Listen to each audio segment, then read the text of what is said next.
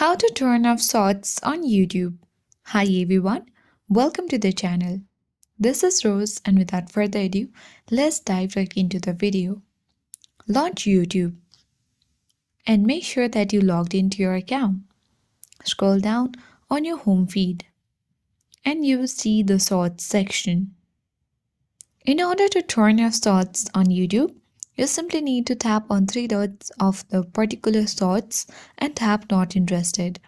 You have to follow this step for twice. And then you have to refresh this feed.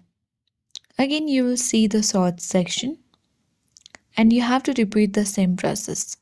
Once you have done that, you need to completely close YouTube application and close all of this app.